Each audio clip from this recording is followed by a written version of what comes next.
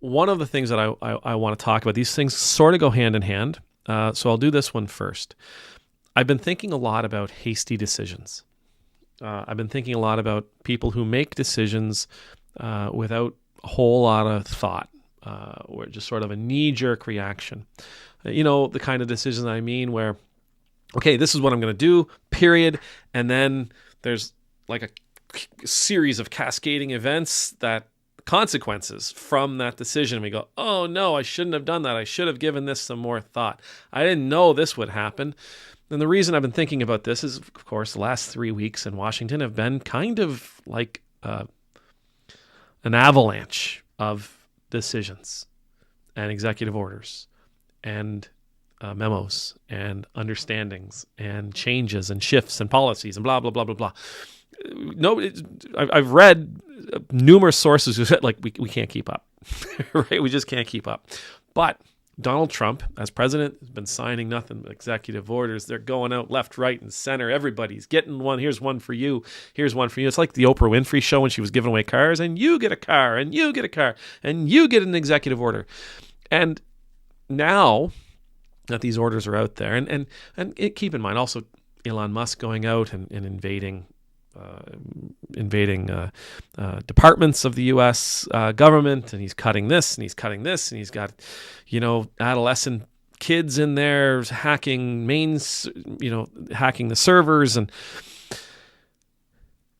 we're starting to hear some of these consequences roll through, right? So we were talking about foreign assistance, and we know that U.S. aid has taken a pretty big hit, and yesterday, I was watching the news from Kansas, and an association that represents farmers in Kansas said this is like a $2 billion hit for us. $2 billion a year in revenue, because not only does USAID promise, to help some foreign country, and let's say Sclabobia. So I don't think Sclabobia is a real place. So USAID says we're going to help Sclabobia, and we're going to send Sclabobia $4 million. Well, it's not, we don't send the USAID doesn't send a car, a big container with $4 billion in it. They go to Kansas and they say, hey, Kansas farmers, can you give us $1 billion worth of soybeans and $1 billion worth of wheat? And the farmers in Kansas go, yes, we can. Absolutely. Love to do that for you. Here it is. So those farmers in Kansas lost a big customer. They lost a huge customer when USAID froze all their stuff. We know that when USAID froze everything, there's like billions of dollars worth of food sitting in ships on the dock in various countries that's going to rot because there's nobody there to do the work. That's a consequence, an unforeseen consequence when this decision was made. I hope it was unforeseen. If not, it was just malicious, but we're going with unforeseen for the sake of argument. We know that there's stories of people whose health care is up in the air. We're not sure if you're going to be taken care of. We don't know because they've cut this and they've cut this and they've done this and they've done that. We know that there's research, that cancer research, we're not sure if it's going to go ahead because they've cut this and they've cut that or they've cut the other thing. The bottom line is there are people out there. So in the name of cutting costs, there's a whole bunch of people out there, many of whom I suspect voted for Trump as president, who are now experiencing consequences consequences for what they're doing with their executive orders and shutting down certain departments. And they seem to be doing it incredibly fast, very hastily.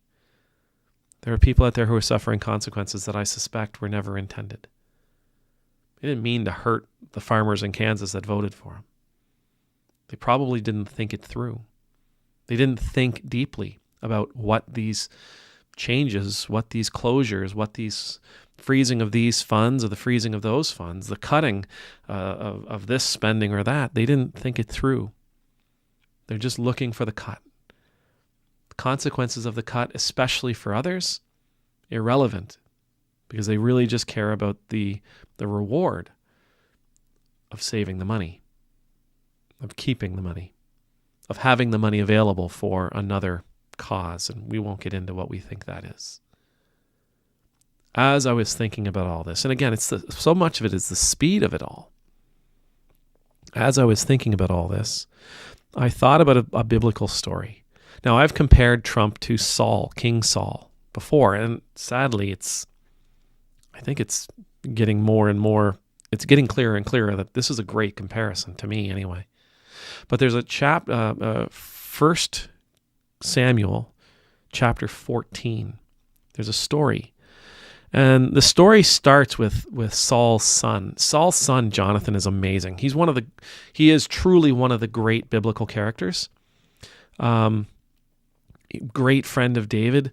Brothers, like partners in almost every way.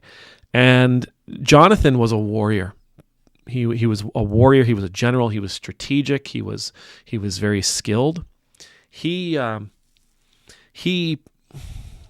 goes up to, I think it's the Philistines at this point, but he sees these Philistines. And he says, he says to his armor bearer, "Let's go and attack."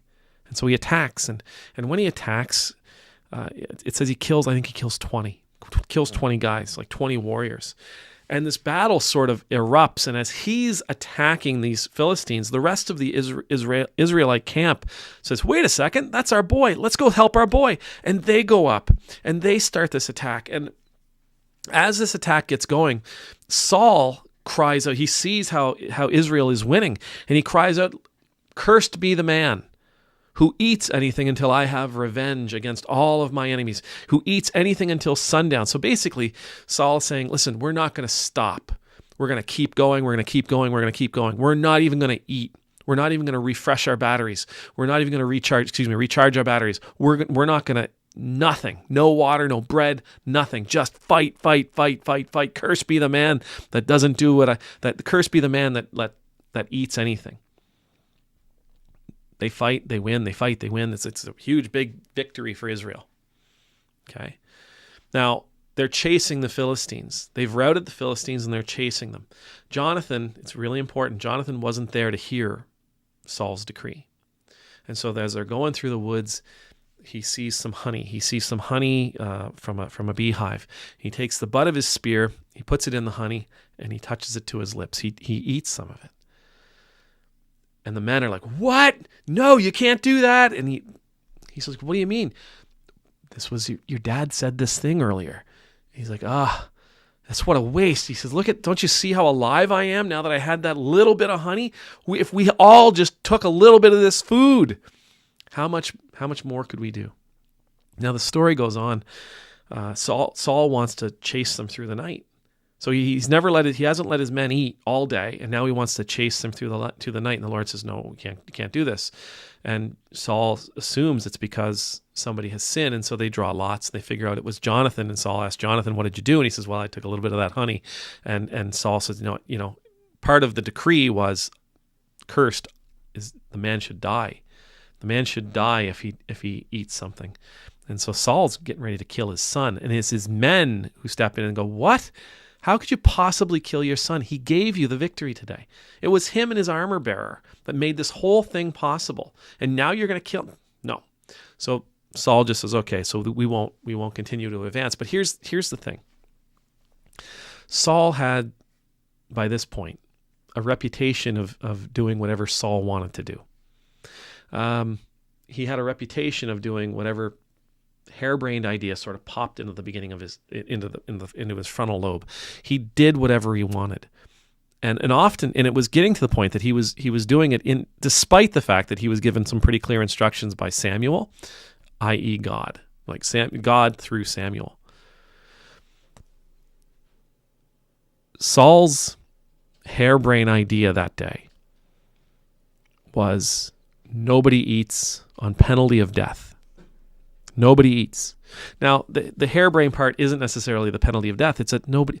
Why would you deny your soldiers food? If you're fighting, if they're spending all these calories fighting, all this energy fighting, you need them to be replenished. You need them to be able to stop and eat. You need them to be able to consume something if you're going to have the full victory. So when God stops Samuel, and he says, God says, no, you're not chasing them through the night. I don't think that's because of Jonathan's quote-unquote sin. I think it's because God doesn't want to waste Jonathan's efforts and the Israelite efforts on that day, because they've won a great victory. And if they kept going, they were going to collapse.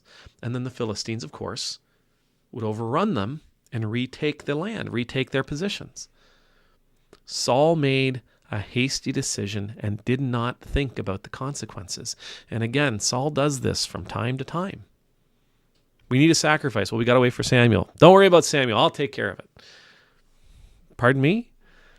No, don't worry about it. I got it. Right? Saul is continuously doing these kinds of things. He's not in the end, Saul's not a very wise leader. He's very impulsive. He does whatever seems best to him in the moment without giving a whole lot of consideration to how the chips will fall afterwards. When it comes to making decisions, the wise of us, those who are wise among us, will think about the consequences. Now, it's near impossible to think about every consequence, but we'll give some thought to the consequences. We'll look at how this action will cascade through various aspects of our life. And that's a good thing. Taking your time to make a decision is a good thing. Not every decision needs to be, I got to do it now. No, we have time. We have time. Decisions that are an absolute, we must do it now, those are an emergency situation. And in fairness, they don't actually come all that often. Most of the choices we have to make are things that we can take our time discerning. A discerning heart is a good heart. A discerning heart is a heart for God. An impetuous, a hasty, an impulsive heart, it's the fool's heart. That person who makes decisions like that, they're going to run into more problems than anybody else on the planet. They're going to experience more hardship because of the way they make those decisions, because of the way they think about the things that need to be done. They're going to cause much more pain than joy. They're going to cause much more hardship than pleasure and comfort. They're going to cause disaster as opposed to abundance. We can't be people of haste. We can't be people of impulse. We can't be people who just fly by the seat of our pants. And I'm speaking to you as someone who flies by the seat of their pants way too often. It's not good for us. It's not good for the people we serve. It's not good for the world we're trying to build. Wisdom means something. Discernment means something. Be people of wisdom. Be people of discernment. Be godly people. Don't be a fool. Wait a second. Doesn't Elvis... Let's come back to this. P.S. Even Elvis understood this. Wise men say, only fools rush in. Amen.